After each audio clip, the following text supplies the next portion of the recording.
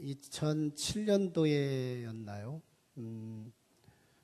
어쩌면 우리 서울의 샘물교회 성도들이 아프가니스탄에 선교 봉사단으로 갔다가 탈레반에 체포되고 묶이면서 우리 한국 사회에 큰 소요가 됐던 그 기사. 어쩌면 이 기사의 모티브를 가지고 영화가 제작이 되는데요. 이장호 감독이 했던 그 시선이라는 영화가 있었습니다. 그런 모티브 가지고 이제 그 얘기를 한 것이 아니고 그 모티브로 영화가 제작이 된 건데요. 우리 기독교 영화이면서 기독교인들이 한 번 정도는 좀 신앙의 퀄리티를 점검할 수 있는 그런 영화라고 봐요. 한국에서 8명이 특별히 고민영 목사님이 이끄는 8명의 선교 단원들이 선교 현장에 갑니다.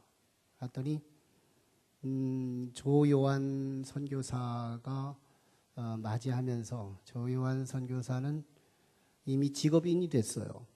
선교의 초심, 그러니까 선교사로서 하나님의 나라를 건설해야 되겠다는 초심은 잃어버리고 많이 이렇게 식상해졌고 거의 가이드 수준 그 정도밖에 되지 않는 선교사가 됩니다.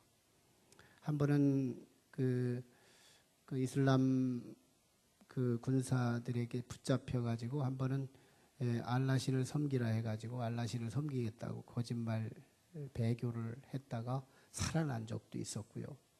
하나님의 성경책을 다 갈기갈기 찢어서 선교사인데 그렇게 하기도 하고, 그래서 돈 버는 재미로 한국에 오고 싶어도 선교사로 파송된 내가 들어가면 또 여러 가지로 어려움이 있을 거고, 그래서 선교 현지에서 거의 가이드 사역을 하면서 먹고 사는 조요한 선교사가 이 단원들 8명을 봉고차에 태우고 오지로 가다가 이슬람 여러 군단들에 체포돼요. 그래서 그들이 알라신을 섬기지 않고 하나님을 계속 믿는다고 하면 너희는 죽는다 해가지고 굉장한 위협 속에 며칠 동안 억류가 됩니다. 그 사이에 선교 단원들은 믿음이 고갈되고요. 그 본질, 그 밑바닥이 다 드러나요. 그 중에서 부부 사이에 한국에 돌아가면 이혼을 준비하는 권사 가정도 있고, 또 목사님은 처음에는 순교하려고 했다가 나중에는 배교하고, 배교하는 이유가 이 단원들을 내가 배교해야 단원들이 산다는 이 이슈하에 그가 배교를 하고요. 또 윤리적인 추한 모습도 다 드러나요.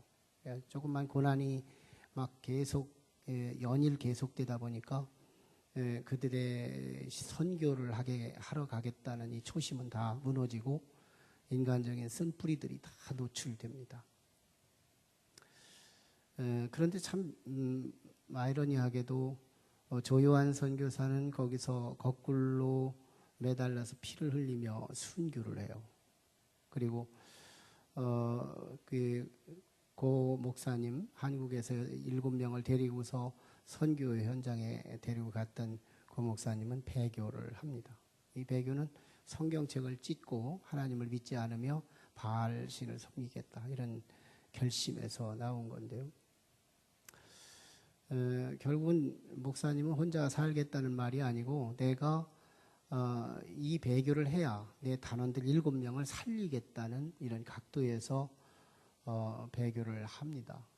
여기서 God's eye view, 그러니까 하나님의 시선, 이 부분을 우리 그리스도인들이 또는 불신자들까지 함께 보게 만들면서 우리 자신들을 한번 자성하게 만드는 영화였습니다. 하나님의 눈은 이 고 목사님을 어떻게 보고 또 조요한 선교사는 어떻게 보았을까 하는 부분이거든요.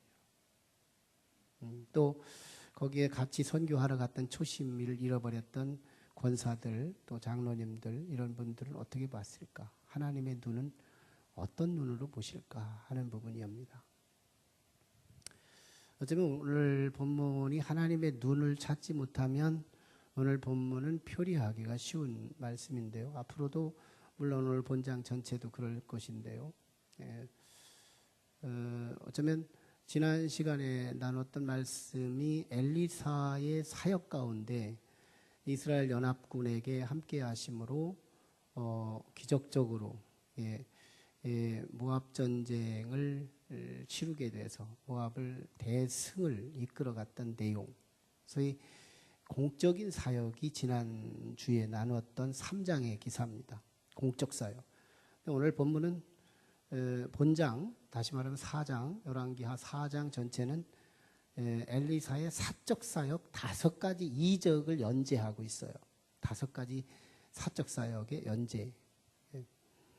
이 5가지 사역 가운데 오늘 본문은 어떤 이적이냐면 바로 선지 학교의 선지 학생의 미망인, 다시 말하면 선지자 훈련을 받고 있으니까 오늘 신학교로 말하면 교육전도사급 되는 사람이죠. 이 교육전도사 되는 이 가정이 결혼을 했고 자녀가 둘이 낳았어요. 아들 둘을 낳습니다. 그런데 갑자기 이 믿음이 좋았던 선지 생도가 죽습니다. 죽는데 살아있는 동안에 무언가 어떤 그 필요성이 있었는지 빚을 크게 지고 죽어요.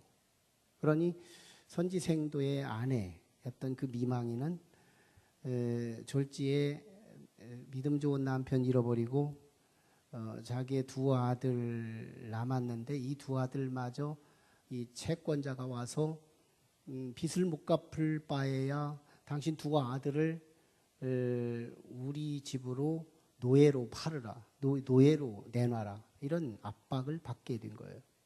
굉장히 딱한 사정이 됐죠. 하루아침에 믿음 좋은 남편 잃어버렸고 2 아들을 노예로 팔려가기 직전에 임하게 된 거죠. 네, 그래서 이 미망이는 하나님의 사람 엘리사를 찾아가서 자신의 속사정을 이야기하게 됩니다. 그때 하나님의 선지자 엘리사는 이 미망인에게 2 가지를 질문해요. 첫째는 내가 어떻게 해주면 될까 하는 질문이었습니다. 내가 어떻게 해줄까?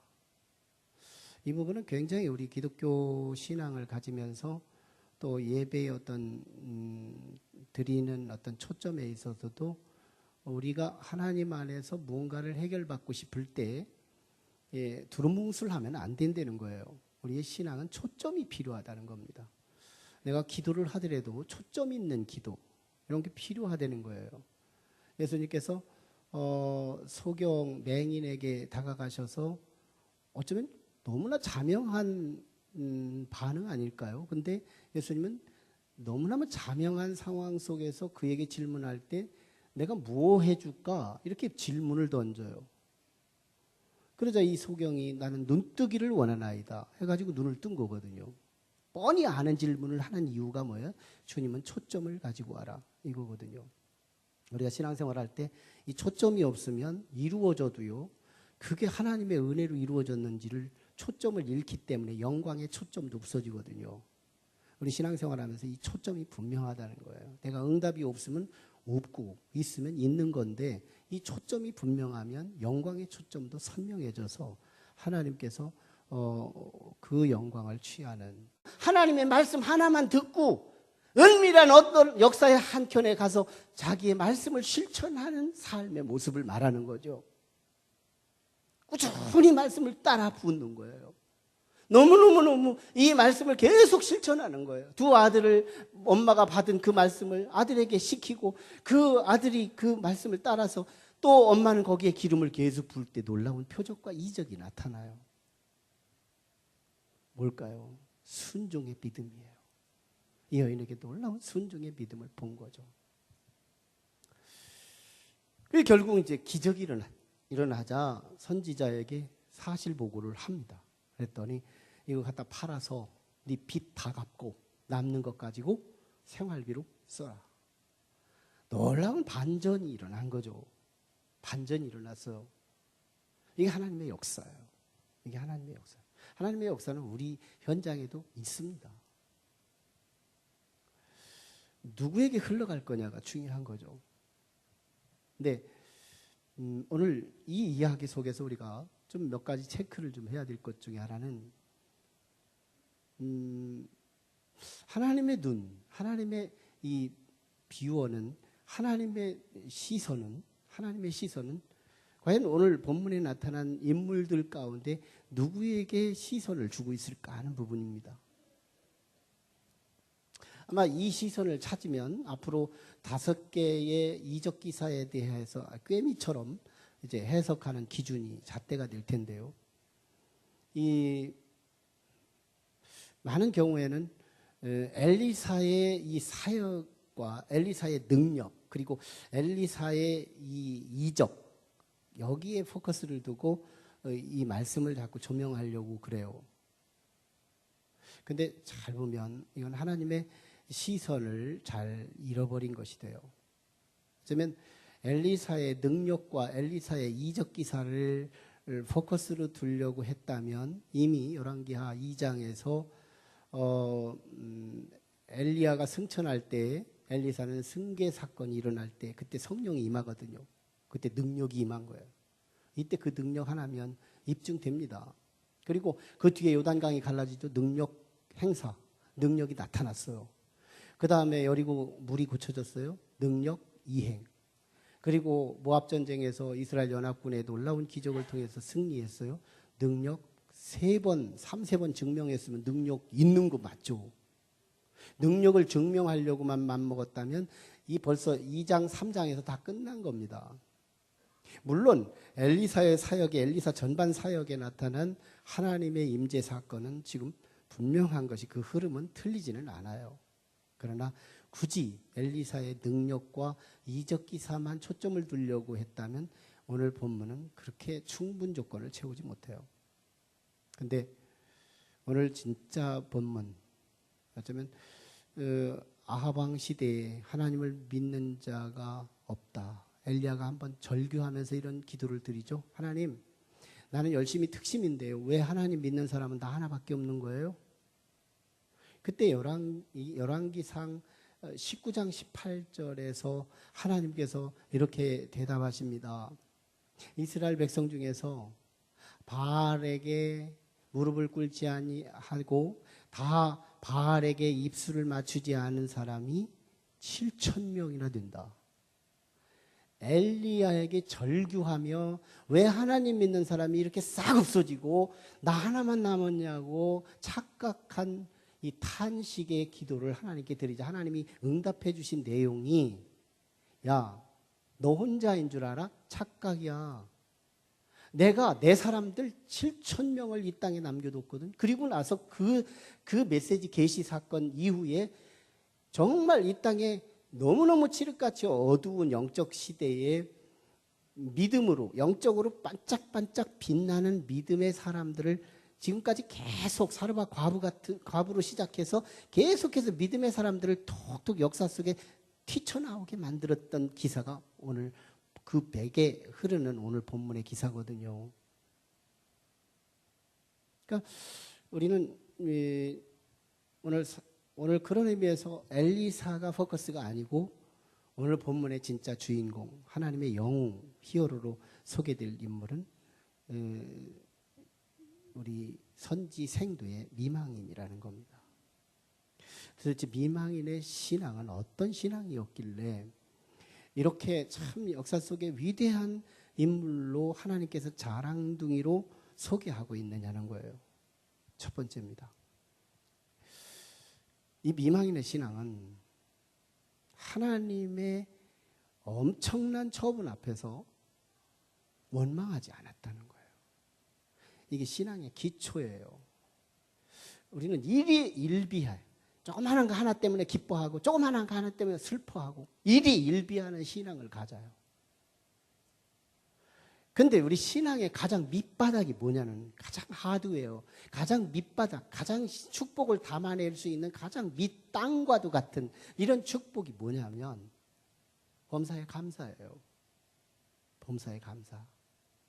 다시 말하면 하나님께서 정말 내게 부당하게 처분하셨어도 감사할 수 있느냐는 거지.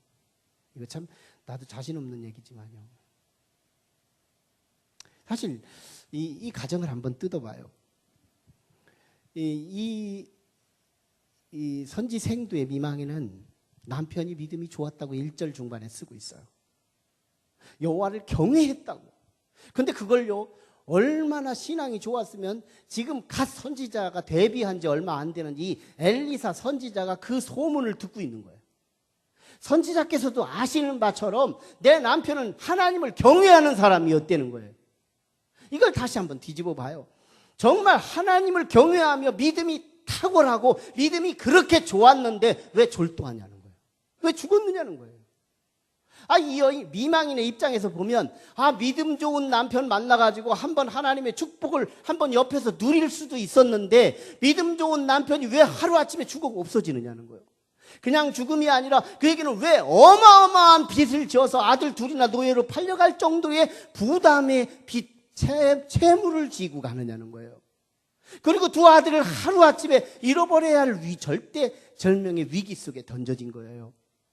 하나님을 잘 믿었는데, 내 남편이 하나님 잘 믿었는데, 적어도 의인이 하나만 있어도 그 주변에 소돔과 고모라 성의 멸망을 면해준다고 하는 것이 성경의 가치인데, 왜 내 남편이 그렇게 믿음이 좋았는데 왜 우리에게 이런 엄청난 사망사건이 일어나고 이 채무사건이 일어나서 내 삶의 풍전등화를 일으켰느냐는 거예요. 이거 차라리 우리 자연이거나 우리의 자연인이 반응한다면 차라리 원망이 쉽고 불평이 쉽고 하나님을 내가 안 믿겠다고 하는 것이 더 쉬운 일이 전개된 거예요. 안 믿고 하나님 원망하는 게 더 쉬워요. 너무너무 쉬운 거지. 그런데 이 여인은 그렇지 않았다는 거예요. 지난 시간에 여호람과 여호사밧이 똑같은 어려움이 만나기 이전에는 같은 왕, 같은 성도, 같은 사람인 줄 알았더니 어려움을 직면한 이후에 보니까 하나는 여호람은 불신이 나오고 여호사밧은 신앙이 나왔던 기사처럼 이 여인이 바로 그 믿음을, 그렇게 어렵고 힘들었을 때 믿음을 드러내더라는 거예요. 정말 하나님의 축복의 주인공 되는 사람들 보면요, 하나님의 처분 앞에서 유쾌하지는 않을지라도 받아들이는 그릇이 있더라는 거예요. 하나님의 처분 앞에서 받아들여주는 그릇. 그러니까 이것을 잘 증명한 사람이 누구냐면 다윗이에요. 다윗이 한때는 밧세바, 자기 아내가 아닌데 자기 아내로 삼았어요. 남의 것을. 근데 거기서 아기까지 생겨요. 그러다가 나단 선지자한테 들켰어요. 그래서 네가 죄 가운데 태어난 네 아들은 반드시 죽을 거다 하고 예언합니다. 이 예언은 금방 진행되기 시작해요. 그래서 이 아이가 시름시름 앓고 죽어가요. 그래서 다윗은 이 문제를 가지고 하나님께 기도하는데 식음을 전폐해요. 잠도 안 자요. 밥도 안 먹어요. 수염도 안 깎아요. 조체하게 하고 왕인데 자기 아들을 하나 살려보겠다고 그렇게 힘을 쓰는 거예요. 그런데 그렇게 노력을 해도 아들이 안 나서요. 죽었어요. 그런데 다윗은 신하들에게 물 갖고 와라, 목욕하고요. 물 가져와라, 세수하고요. 옷 가져와라, 옷 갈아입고요.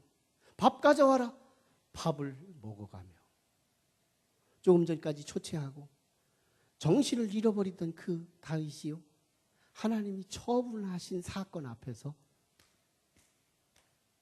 툭툭 털고 일어나더라는 거예요. 그 이후에 원망기사 조금도 안 다뤄요. 정말 다윗이 시대의 기적적인 축복의 주인공이 될 수 있었던 이유가 뭐냐면 하나님의 처분 앞에서 원망과 불평과 신앙의 감소 이런 것이 없더라는 거예요. 전천후 신앙이더라는, 오뚜기 신앙이더라는 거예요. 이게 축복받을 수 있는 그릇 아닐까요? 너무너무 사소한 문제 앞에서 내가 풍전등화처럼 넘어지는 신앙 앞에 하나님이 부어준들 뭐 하겠느냐고요. 하나님의 처분 앞에서 하나님의 절대적인 그 처분을 받아들일 수 있는 마음이 있느냐는 거예요. 받아들일 수 있는 마음. 그 이유예요. 다윗의 그 진술, 사무엘 상에 나타난 이 진술 뒤에 바로 이웃 본문에 나타나는 기사인데요. 바로 여디디아가 나와요. 툭툭 털고 일어난 다윗에게 하나님 원망 사건 없이 하나님을 인정해 드리는 거예요. 하나님이 데려가셨으면 이제 됐지 뭐, 일상으로 들어가면 되지 뭐, 이러고 돌아오는 건데요. 여디디아가 탄생됩니다. 똑같은 엄마 뱃속에서, 밧세바 뱃속에서 나와요. 근데 그 여디디아를 히브리어로 번역했더니 솔로몬인 거예요. 솔로몬. 솔로몬이 어떤 아들인가요? 열왕들 가운데 여러 나라의 10개 국가의 왕들을 합쳐도 다윗이 솔로몬하고 안 바꿀 왕이거든요. 세계를 장악했던 사람들이잖아요. 나중에 좀 타락해서 문제지. 그렇다고 구원 못 받은 것도 아니에요. 나중에 전도서를 통해 회심의 증거를 보였으니까요. 다윗은 엄청난 축복을 받았던 거예요. 하나님 앞에 하나님이 우리를 시험했을 때 그 시험에 합격한 자가 다윗이었던 거죠. 어려운 얘기지만 그래도 우리는 복을 받는 데는 정말 일을 알고 받고자 하잖아요. 우리 비밀, 축복의 비밀을 알 필요가 있는 거예요. 어떤 하나님의 처분 앞에서 내 기도 응답이 없다 하더라도, 내가 원하던 것이 기대가 이루어지지 않더라도, 나는 하나님의 처분 앞에서 처분 되기 전까지는 초췌하게라도 열심히 기도하고 하나님께 간구하다가 하나님이 일단 처분하셨다고 생각이 되면 툭툭 털고 일어날 수 있는 그 믿음, 거기에 축복을 올려놓으신다. 거기에 올려놓으시는 거예요. 이 사람이 받아야 축복이 영광이 되지 않겠어요? 이 사람이 받아야 하나님께서 영광을 거두실 수 있지 않겠어요?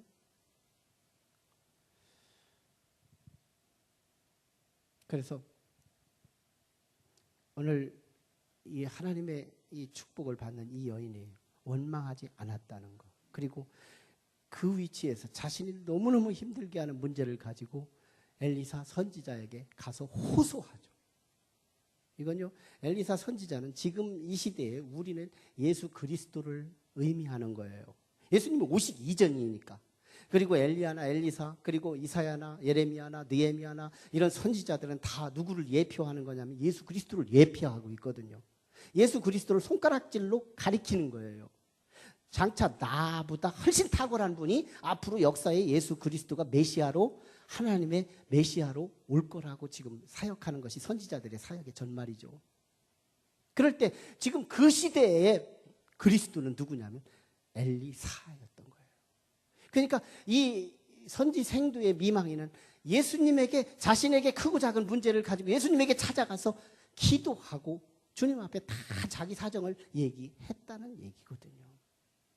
그 이후에요, 이 여인은 문을 다 닫고 방에 들어가서 철저히 순종을 하는데, 하나님이 안 봐도, 사람들이 안 봐도, 선지자가 보지 않아도 말씀 붙들고 순종하잖아요.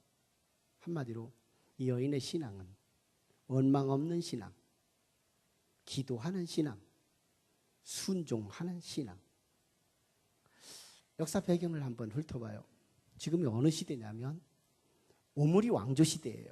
북이스라엘은 19명의 왕들 가운데 오므리 왕조가 4명의 왕이가 정치하던 시대였습니다. 오므리 왕조 때가 사실은 북이스라엘의 가장 영적으로 칠흑같이 어두운, 영적으로 어두운 시대였어요. 그때는 바알을 숭배하거나 아세라 목상을 숭배하거나 우상을 숭배하면 그때는 공무원의 취직이 되고 진급이 되고 그 사람이 사람 노릇을 할 수 있는 시대였어요. 근데 그때는 오히려 여호와 하나님을 믿으면 차명을 당하고 여호와 하나님을 믿으면 잡히면, 체포되기만 하면 죽임을 당하던 시대였어요. 그러니까 실제는 그 시대에 어떤 모습이냐면, 하나님을 믿는, 여호와의 신앙을 믿는 사람들은 여기도 없어지고 저기도 없어지고 눈을 씻고 봐도 하나님을 믿는 사람이 보기가 어려운 시대였다는 거예요.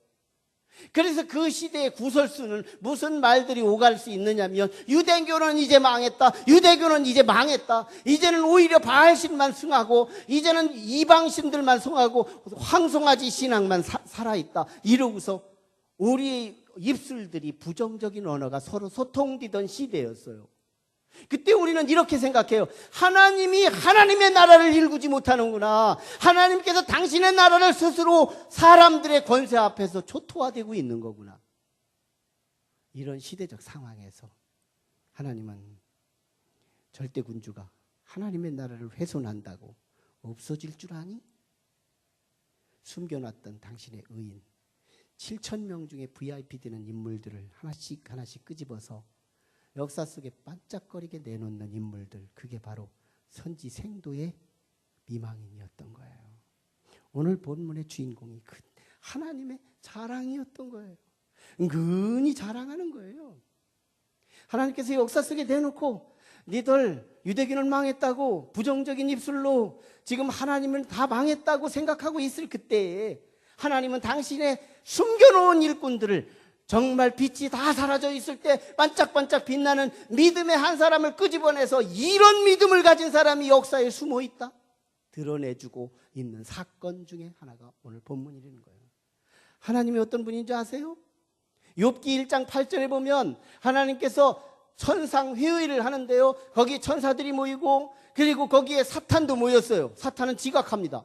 그래서 예배를 온전히 못 드리면 이 사단이 그 속에 있다는 얘기일 수밖에 없는 것이, 사탄이 나중에 지각해서 들어왔을 때 하나님께서 사탄에게 물어요. 네가 어디 갔다 왔니? 그랬더니 이 두루 다니면서 세상에 두루 다니다가 왔다는 거예요. 그러면 네가 다니다가 내 종 욥을 주목해 보았느냐? 그 욥은 여호와 보시기에 마음에 합하고 그는 이 삶 속에 모든 삶 속에 정직과 온유하고 그리고 하나님 모든 악을 제하여 버린 사람이라고 18절에서 하나님께서 자랑을 내놓는 거예요. 그 이후에 사탄 마귀가 시샘이 생겨가지고 그를 또 어려움을 주었지만 나중에 사람들은요, 욥기 42편에 가서 아, 욥은 위대한 분이었구나, 그때 느낌표를 박아요. 근데 하나님은요, 욥기 1장 8절에서 이미 그가 역사의 현장에서 검증하기도 전에 하나님은 이 욥을 자랑하고 있어요. 중심을 보시는 하나님은 우리의 믿음을 보시고 기뻐하시고 자랑하시더라는 거예요. 마태복음 3장 17절에 보면 예수님께서 사역도 하기 전에 세례를 받으십니다. 근데 요단강에서 세례를 받을 때, 받고 물속에서 다시 나올 때 하나님의 성령이 세례 요한이 들을 수 있도록, 예수님이 들을 수 있도록 하나님의 말씀이 내려지는 거예요. 그때 무슨 말씀이 떨어지느냐 하면 이는 내 사랑하는 아들이요 내 기뻐하는 자라 하시니라. 하나님께서요, 얘는 나를 기쁘게 하는 자요, 이 내가 사랑하는 자다. 십자가를 지기도 전이었어요. 역사가 검증하기도 전이었어요. 사람들은 마태복음 25장에 예수님이 부활하신 이후에 그리스도인 줄 알았지만 하나님은 마태복음 3장 17절에서 이미 예수 그리스도 안에 메시아성이 들어있음을 이미 아시고 하나님은 역사 속에 예수님을 자랑하고 있다는 거예요. 예배가 소홀히 되는 이 시대 속에서 누군가의 가슴 속에 한번 온전한 예배 한번 연출해 볼까? 내가 신앙의 전성기를 한번 만들어 볼까? 이 마음만 하나만 우리 마음속에 새겨져도요, 하나님은 내가 행하기도 전에 나를 자랑하시고 나를 기뻐하시더라. 아무도 기도하는 신앙이 아니라 하나님의 성전에 기도하러 찾아오지도 않는 사람들 가운데에서 내가 이제 하나님 앞에 기도하는 신앙 한번 가져볼까? 이렇게 맘만 먹어도 하나님은 우리를 기쁨으로 대상을 바꾸실 거예요. 나만 구원받으면 그만이지, 내가 왜 다른 사람의 이름을 거머가고 그리고 그들을 위해 기도하며 그들을 위해 내가 섬겨야 하는가? 이러는 시대 속에서 내 가슴 속에서 불신자 2명을 가슴에 품고 기도를 돌입하고 그리고 내가 가지고 있는 것으로 그를 섬길 수 있다면 하나님은 행하기도 전에 우리의 마음속에 거룩한 마음을 보시고 하나님은 나를 자랑하실걸요, 나를 기뻐하실걸요. 저는 신앙의 목표를 다시 한번 우리 성도들에게 선포하고 싶어요. 우리의 신앙의 목표, 뭐 다른 거 어떤 기라성 같은 어떤 행위 여기에 있지보다는 하나님의 자랑이 돼보자, 하나님의 기쁨이 한번 돼보자. 이 목표가 얼마나 소중한지 몰라요. 하나님의 근심이 아니고 하나님의 걱정이 아니고 하나님의 수치가 아니라 하나님의 자랑, 하나님의 기쁨. 이 목표가 얼마나 거룩해요. 난 하나님의 기쁨이 되겠다. 난 하나님의 자랑이 되겠다. 우리 한번 자리에서 일어나서 한번 찬양 좀 한번 해볼까요? 우리 찬양하는 것이 우리의 기도 제목이 됐으면 좋겠어요. 나 주님의 기쁨 되기 원하네. 찬양 못 받았죠. 나 주님의 기쁨 되기 원하네. 나 주님의 기쁨 되기 원하네.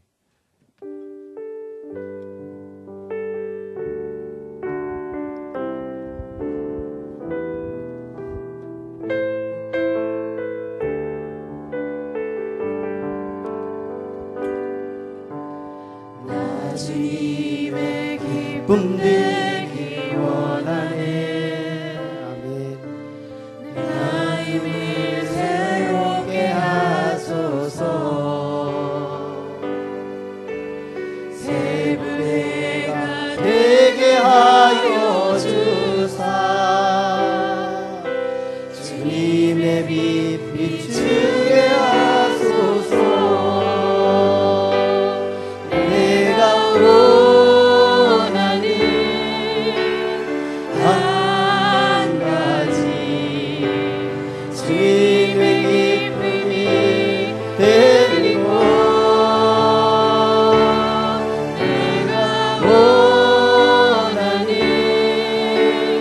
한 가지 주님의 기쁨이 되는 것. 다시 한번 하겠습니다. 다시 한번. 나 주님의 자랑 되기 원하네. 주님의 자랑 되기 원하네. 그 마음을 새롭게 하소서. 새 무대가 되게 하여 주사. 주님의 빛 비추게 하소서. 내가 원하는 한 가지 주님의 자랑이 되는 것. 내가 원하는 한 가지 주님의 자랑, 주님의 자랑이 되는 것.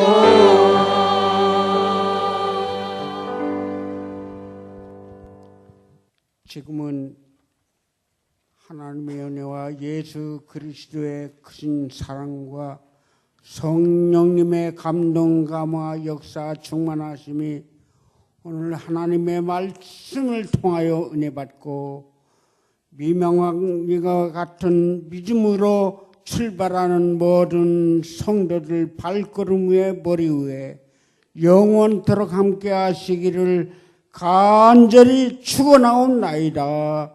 아멘.